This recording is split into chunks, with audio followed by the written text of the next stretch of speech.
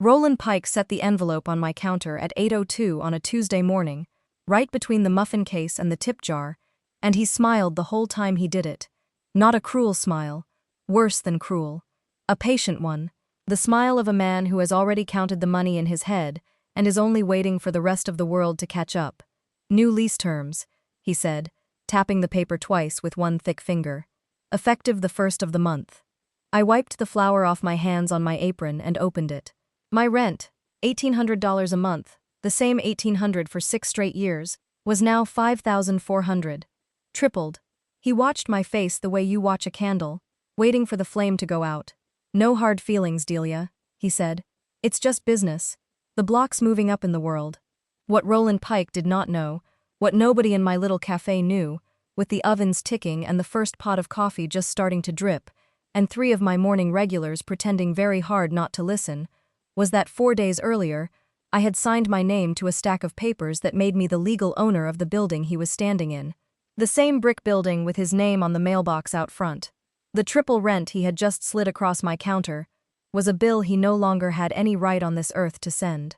And in about 3 weeks, he was going to find that out in the worst possible room, in front of the worst possible people, at the worst possible moment for a man who had spent his whole life being certain he was the smartest one on Main Street. Welcome back to Quiet Defender. I'm Delia. I'm 36 years old. For 6 years I ran a little bakehouse on a corner, in a town most of the world drives past without slowing down, and for most of those years I let a man treat my life's work like a square on his Monopoly board. This is the story of the morning he tried to price me out of my own home, and what he never imagined I had already quietly done about it. If you have ever been made to feel small in a place you built with your own 2 hands, tell me where you're watching from in the comments below, and hit subscribe so you don't miss how this one ends. Because it does not end the way Roland Pike planned. Let me take you back, all the way back, so you understand why that envelope hit me the way it did. I grew up in Cairo, Pennsylvania. If you blink on Route 9, you'll miss it. A worn little river town that used to make freight cars, and then made nothing for 30 years, and is only now learning how to make coffee for people from the city who like the word historic.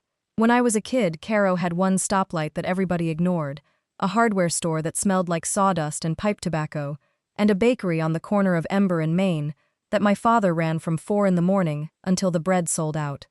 His name was Sam Marsh. He had hands like baseball mitts and a voice that came up out of his chest, like a furnace turning over, and he could feel when dough was ready, the way some people feel rain coming in their knees. He never measured anything twice, and somehow never got it wrong. He kept 4 Bluebird boxes nailed to the fence behind the shop, and every spring he'd stand at the back door with his coffee, watching for the first pair to move in, and he'd whistle low through his teeth so as not to scare them. He used to tell me, flour up to his elbows, D, people who only ever measure a place in dollars never once learn what it's actually worth. I was 9. I thought he was talking about bread. It took me 25 years, and a man named Roland Pike to understand he was talking about everything. My mother left when I was small, and I won't spend your time on her, because she didn't spend much on me. It was Sam and me. He raised me in flour dust and the smell of yeast, and he saved for years to send me to a state school 2 hours away, and the morning I left he pressed something into my palm and folded my fingers over it. It was the original brass key to the bakery, heavy, worn smooth, the kind of key they don't cut anymore. So you always know the way back, he said. He'd had a copy made for himself. I kept that key for 18 years. It is in my pocket right now, as I tell you this. Here is the part Roland Pike never bothered to learn, the part that turned out to matter more than anything else. I did not come home and open a bakery because I couldn't do anything else. I came home from something else entirely. I spent 11 years in commercial real estate in Pittsburgh, 11 years underwriting building acquisitions for an investment firm with a marble lobby and a view of 3 rivers. My whole job, all day, every day, was to look at a brick building like the one I grew up in and reduce it to numbers, cap rates, debt service, balloon maturities, vacancy assumptions, the cold arithmetic of what a place is worth to a person who has never once walked through its front door. I was good at it. I was very good at it.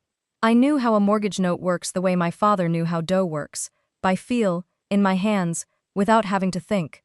I knew what happens to a man who borrows short money against a long dream. I knew exactly what a bank does with a loan that has stopped paying it back. I left all of it when my father got sick. Pancreatic fast, the kind that doesn't give you time to make peace, only time to make casseroles. I came home to Caro, and I sat on the floor of his hospital room and held his giant hand while it got smaller, and somewhere in those gray weeks, I made him a promise I didn't fully understand yet. I told him the corner would stay a bakery. He squeezed my fingers. He couldn't talk much by then.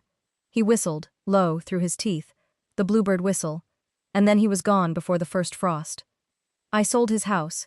I took my savings, every dollar of 11 years in a marble lobby, and I poured it into reopening the corner of Ember and Main. I painted the front a soft robin's egg blue. I hung a wooden sign a friend carved, a single bird mid-whistle, and I called it the Bluebird Bakehouse. And on opening morning I unlocked the front door with my father's brass key, and I have unlocked it with that same key every single morning since. Now, here is the thing about the building itself, because the building is the whole story. The Bluebird sat on the ground floor corner of a 3-story brick block built in 1921, back when Caro still made things. My cafe took the corner. Next to me was Dom, who'd cut hair in the same chair for 31 years, and gave it away free to any kid heading off to basic training.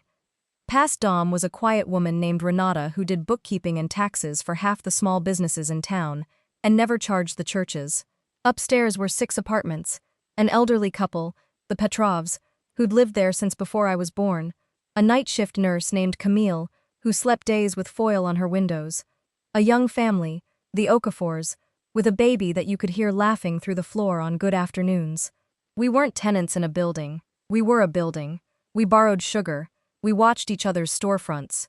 When the Petrovs' radiator died in January, Dom and I split the cost of a space heater before the landlord ever returned a call.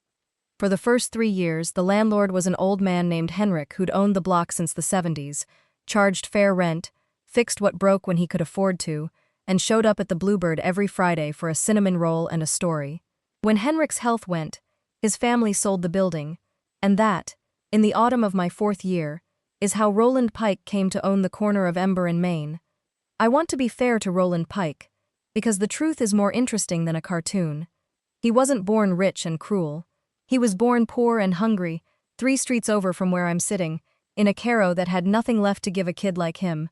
He'd watched his own father get laid off when the freight plant closed, watched the man shrink, and Roland decided as a boy that he would never be the one who got shrunk. He got out. He sold cars, then car lots, then strip malls 2 counties over, and when Caro started to flicker back to life, when people from the city started buying the old Victorians and the word charming started showing up in the real estate listings, Roland came home with a checkbook and a chip on his shoulder the size of the courthouse. In 2019 he bought our whole block, all 3 of those 1921 buildings, in one move. He saw a future where Caro was worth something again, and he intended to own as much of that future as the bank would let him. The first time he came into the Bluebird, he didn't introduce himself as the new owner. He walked the floor first, looking up at my pressed tin ceiling. Original, my father's pride. And he said, "To no one, lot of wasted height in here." Then he ordered a coffee, didn't tip, and told me he was Roland Pike, and he'd be in touch about modernizing the asset. He called my bakery an asset to my face before he learned my name. I want you to understand that what came next did not come all at once. That's never how it works. It comes the way water gets into a basement, slow, patient, finding every crack. First it was the repairs. Henrik fixed things. Roland fixed nothing and documented everything. When my walk-in cooler started failing, I called and emailed and called, and got a voicemail, and finally paid $800 out of my own pocket to keep $400 of dairy from spoiling. When I sent Roland the receipt, he wrote back one line: "Tenant improvements are tenant responsibility. See lease section 9. There was no section 9 that said that. I checked. He just knew I probably wouldn't fight him over $800, and he was right. And that was the whole point. He was learning the shape of me, testing the fence for the loose board. Then it was the comments. He started coming by once a month, usually mid-morning when the place was full, and he'd stand in the middle of my floor with his hands in his pockets and survey it like he was already redrawing it in his head. You know what'd lease for triple this? A wine bar, little plates. The city crowd eats that up. He'd say it loud enough for my customers to hear, like the Bluebird was a temporary condition and he was the cure. One morning the Petrovs were having tea by the window, the way they had for 40 years, and he gestured at them and said to me, not quietly, "That demographic's not your future, Delia. You should be thinking about your future." Mr. Petrov heard him. I watched the old man set down his cup very carefully so his hand wouldn't shake. I didn't say anything. I want to be honest with you, because this is the part I'm not proud of. For 2 years I didn't say anything. I told myself I was protecting the bluebird. I told myself that a quiet tenant is a safe tenant, that if I just kept my head down and paid on time and made the best bread in 3 counties, the corner would be okay. My father's corner would be okay. I had spent 11 years on the other side of that marble lobby. I knew, intellectually, exactly what Roland Pike was. I just couldn't let myself believe he'd point all of it at me. Because believing that meant believing the promise I made my dying father was already in danger, and I wasn't ready. Here's what I'd stopped letting myself notice. Roland Pike was not a calm man underneath the swagger. He was a scared one. I knew the smell of it from the marble lobby, the particular nervous swagger of a man who has borrowed more than he can carry. He'd bought all 3 buildings in 2019 with a single 5-year commercial loan, a balloon, the kind where you pay almost nothing on the principal, and then the entire thing comes due in one terrifying lump at the end. He'd been certain he'd refinance before the balloon hit. He'd been certain Caro would rise fast enough, rents would climb high enough, that he'd flip the whole block to a developer at a fat profit and never have to settle up. And for a while, the story almost held. Then the part that does not show up in a man's swagger started to happen quietly behind it. Interest rates climbed. His middle building, Dom and Renata's stretch, had 2 empty storefronts he couldn't fill because Roland charged city prices in a town that still mostly paid country wages. His third building, the one around the corner, had a roof he kept not fixing until the top-floor units flooded and emptied out. The balloon was coming due in the spring. And when he walked into his bank to refinance the thing, to roll all that debt into a fresh 5 years, the bank looked at his vacancies and his deferred maintenance and his sliding numbers, and the bank said no. A no from the bank changes a man like Roland Pike. It doesn't make him humble, it makes him dangerous. Because now he had a building full of country rents and a balloon payment he could not make, and the only way out he could see was to sell. And a corner commercial building sells for a lot more money when it's empty and redevelopment ready than when it's got a stubborn little bakery on a long lease anchoring the best spot on the block. He needed me gone, not later, by spring. And the legal way to make a tenant gone without an eviction, without a fight, without a single thing a court could stop, is to make staying impossible. You triple the rent and you smile, and you say, "It's just business. If she pays, you've solved your cash problem. If she leaves, you've solved your vacancy problem." Either way, Roland Pike wins, and the bluebird ends, and my father's corner becomes a line item in somebody else's pitch deck. That was the math behind the envelope he set on my counter at 8:02 on a Tuesday. What he didn't factor in, what he never once factored in 2 years of standing in my cafe calling it an asset, was that the quiet woman behind the counter with flour on her apron had spent 11 years doing exactly what he did, only better, in a building with a marble lobby. He saw a baker. He never saw the underwriter. He told me his secrets a dozen times without knowing it, in the swagger of a frightened man, and I'd been listening the whole time. 3 weeks before the envelope, my phone rang while I was scoring loaves. It was Priya. Priya had been my mentor in Pittsburgh. Sharp, dry, 15 years ahead of me. The only person in that marble lobby who ever told me the truth to my face. She'd left the big firm a few years back and started her own small fund, the kind that buys distressed real estate in towns the big players ignore. We'd stayed close. She'd visited the Bluebird twice and pronounced my sourdough worth the drive, which is a sentence I do not say. When she called that morning, she didn't do small talk. "Delia," she said, "pull up a chair.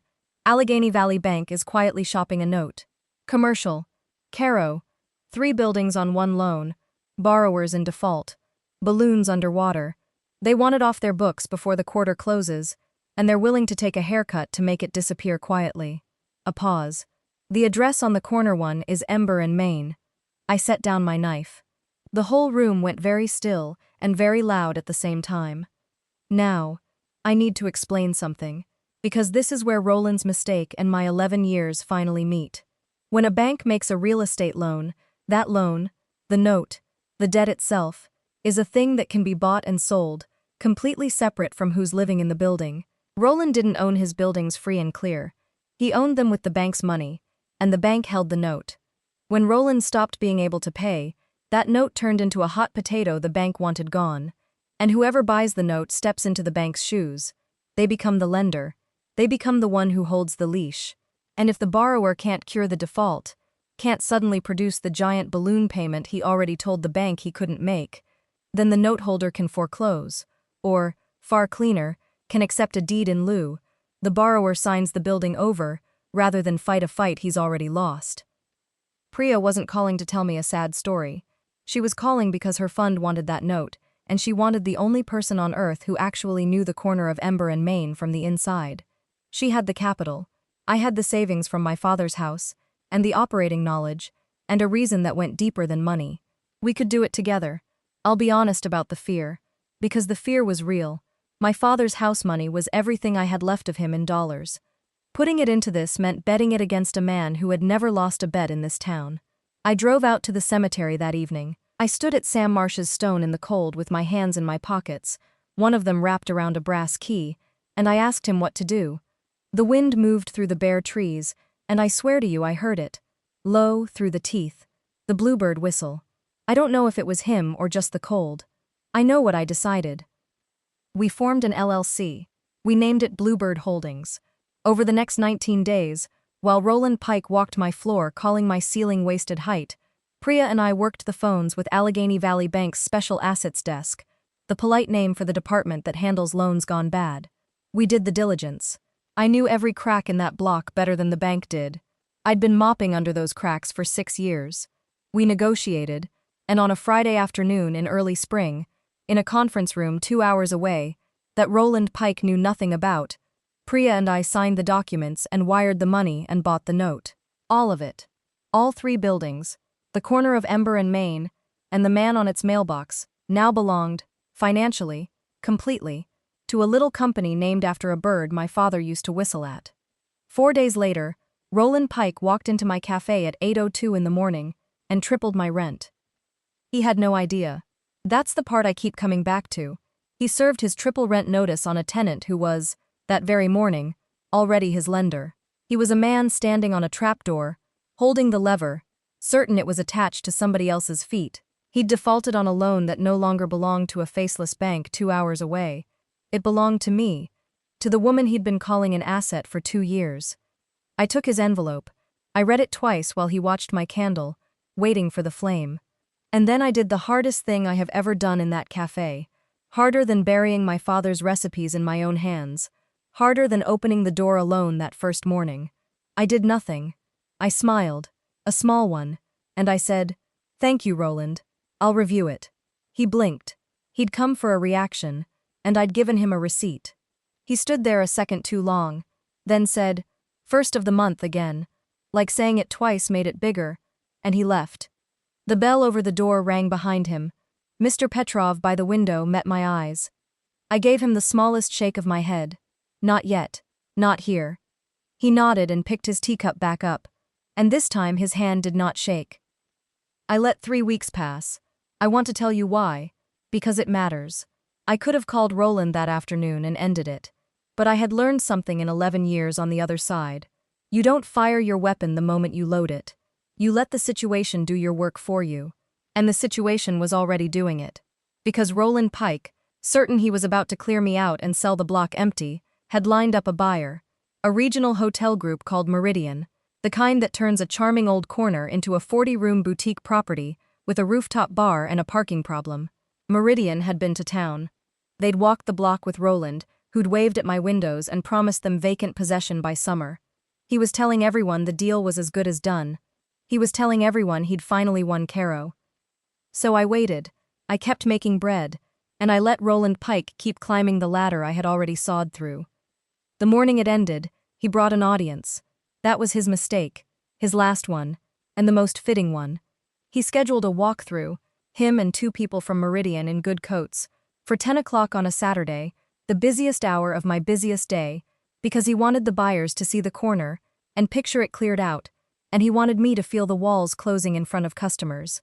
He wanted a show, He got one. At 10 o'clock, the Bluebird was packed. The Petrovs at their window. Camille the nurse, just off shift, nursing a coffee.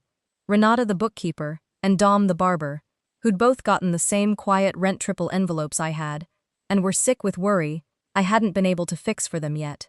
The Okafor baby laughing somewhere overhead. A line at the register. The whole block, basically, in one warm room. Roland came through the door with his 2 coats, expansive, loud, already mid-sentence. And you see the bones here, original tin. You'd gut it, of course. He spread his arms at my father's ceiling. Delia, he announced, like I was furniture. We're just going to take a look around. Last few weeks, I imagine, so. He let it hang there for the room to hear. The cafe went quiet, the way a cafe does when everyone is suddenly listening very hard to their own cup. I came out from behind the counter, wiping my hands on my apron, calm as the morning my father taught me you can't rush good bread, or the truth. Roland, I said, before you walk your friends around, there's a piece of business we should clear up first. It won't take long. He gave the Meridian people a little smirk. Watch this. Sure, Delia. What have you got? I had it ready under the register. A plain manila folder. I set it on the counter between us, the same spot where he'd set his envelope 3 weeks before, and I opened it so it faced him. That's the recorded assignment of mortgage on this building, I said. Filed at the county 3 weeks ago. The loan you took out in 2019 against this block. The balloon that came due. The one Allegheny Valley wouldn't refinance. It was sold. It's not the bank's anymore. I turned the next page. This is the notice of default that's already been issued to you, as the borrower, by the new holder of that note. I turned the last page. He was not smirking now.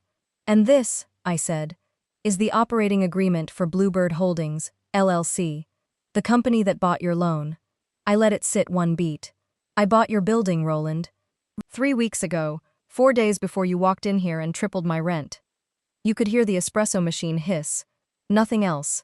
Roland Pike's face did something I'd waited 11 years and 3 weeks to see. It went through its whole inventory looking for a deal that fit and found nothing on the shelf. That's no, he said. That's not. The bank. I've been talking to the bank. You've been talking to a desk that sold your note to me and Priya and stopped returning your calls because you stopped being their problem and started being mine. I kept my voice exactly where I keep it when a loaf isn't rising, and panicking won't help. Here's where it actually stands. You're in default on a loan you can't cure. You told the bank yourself you can't make the balloon.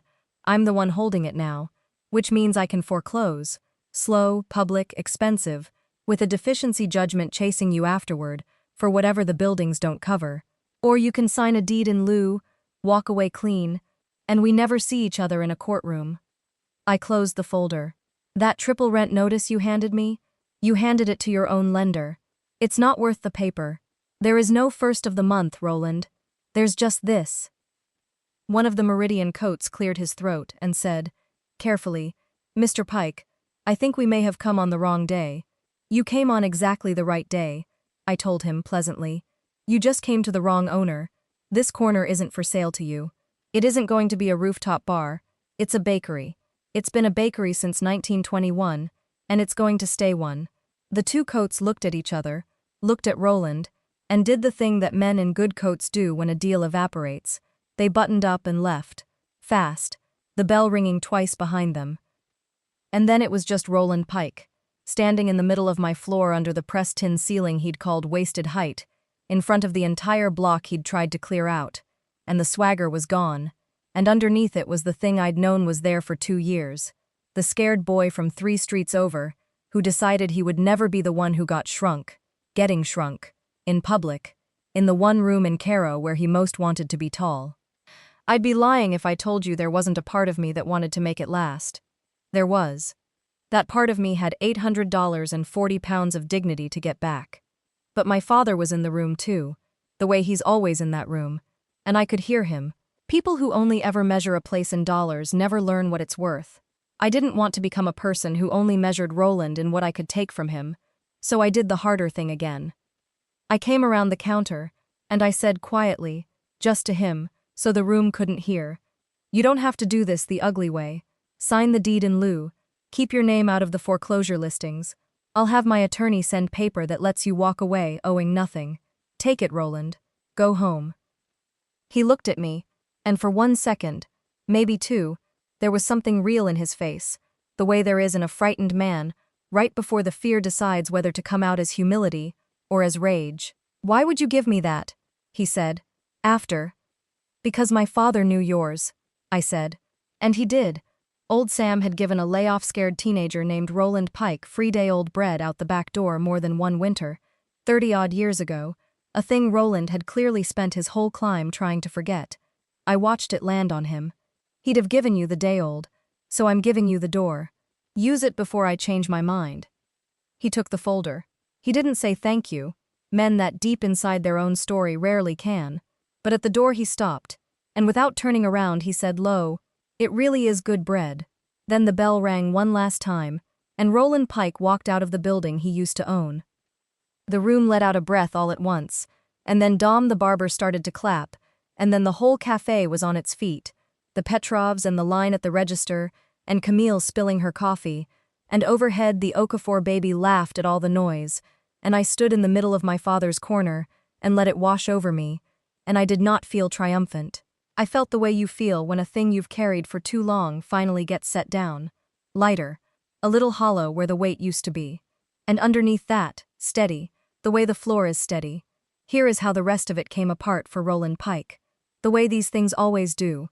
Not in one crash, but one quiet domino at a time. He signed the deed in lieu within the week. The lawyer's letter promising him a clean walk was the only mercy he had left, and he took it. Bluebird Holdings became the owner of record on all 3 buildings. The Meridian deal didn't move down the street. It evaporated, because what Meridian wanted was the corner, and the corner was never theirs to get. Roland's grand story, the one where he came home with a checkbook and finally owned the future of the town that had shrunk his father, that story just stopped, mid-sentence, the way it had started. The town noticed. It always does. Caro is small enough that a man's reputation is a kind of currency, and Roland's had been running on the rumor that he was the guy who was going to bring the block up. When the rumor became the baker bought him out from under his own loan, the currency reversed overnight. The people from the city who'd been charmed by his swagger stopped returning his calls. His other tenants, the ones in the buildings I now held, learned in the same week that he was out, and I was in, and that I had quietly torn up every one of those triple rent envelopes he'd sent. Dom cried in his barber chair when I told him his rent wasn't moving. Renata, the bookkeeper who never charges the churches, came in the next morning and did my cafe's quarterly taxes for free before I could stop her, and we've had that arrangement ever since. The Petrov's radiator, the one Roland never fixed, got replaced that spring, by me, the new owner, the day after I got the keys, because I remembered what it was to split the cost of a space heater in January. Roland left Caro within the year. I don't say that with any pleasure. He sold the house 3 streets over and moved 2 counties west, where I'm told he sells cars again, which is where he started. He didn't apologize. He didn't have to. The building did the talking. Every morning that corner stays a bakery is a sentence finishing itself. Priya and I run Bluebird Holdings as actual partners now, and we made one rule at the start that we've never broken. We measure the buildings in 2 columns. One is dollars, because a thing has to pay for itself to survive, and I learned that much in the marble lobby. The other column doesn't have a number. It has the Petrovs at their window for a 41st year. It has Camille sleeping safe behind her foil-papered glass. It has the Okafor baby, who walks now, thundering across the floor over Dom's barbershop. It has a high schooler I let do homework in the corner booth every afternoon, because the lights at home aren't always on. That second column is the one Roland Pike could never read, and it's the only reason the first column holds. The morning after Roland signed, I came in before dawn the way I always do, and I unlocked the front door of the Bluebird Bakehouse with my father's brass key. Only now it wasn't just the key to a shop I rented from a man who called it an asset. It was the key to a building I owned, in a town I came home to, on the corner where Sam Marsh whistled at bluebirds and gave day-old bread to scared boys out the back door. I stood in the dark for a minute and let the ovens come up to temperature, and out back, in the gray light, I swear there were 2 birds moving into the box on the fence, the first pair of the spring. I whistled, low, through my teeth, so as not to scare them. Here is what 6 years on that corner and 11 before it taught me. And it's the only thing I really want you to carry out of this story. The people who try to price you out of your own life are almost always doing it because somewhere underneath the swagger, they are terrified. Terrified that what you have, the thing they can't put a number on, is worth more than everything they've borrowed against. Roland Pike measured my father's corner in cap rates and rooftop bars, and never once understood the column that actually mattered, the one with the Petrovs and the Bluebirds and the brass key in it. He thought he was the smartest man on Main Street because he could read the dollars. He never learned to read the rest, and the rest is what owns a place. I didn't beat him because I was richer. I wasn't. I beat him because I knew exactly what he was. I'd been him, in a marble lobby, 11 years running, and because when the moment came, I knew the difference between the price of a building and the worth of one. He brought me a triple rent notice and a smile, and the certainty that money was the only language in the room. He didn't know I'd just bought his building, and he never knew the deeper thing, that I'd have stayed and fought for that corner if I'd had $10 and a brass key, because some places you don't rent and you don't even really own. You belong to them. That's the whole story. An envelope on a counter at 8:02 in the morning. A note sold quietly in a room 2 hours away. A frightened man who measured a place only in dollars, and a baker who finally remembered she could read the same numbers he could, and one column more. If somebody has ever tried to make you feel like a temporary condition in a place you built with your own hands, I want you to hear me. Count both columns, then stand your ground on the one they can't read. Share this with someone who needs to remember what their corner is worth. Drop a comment and tell me about the place you'd fight for, and subscribe to Quiet Defender. I read every single one, and I'll see you on the next one.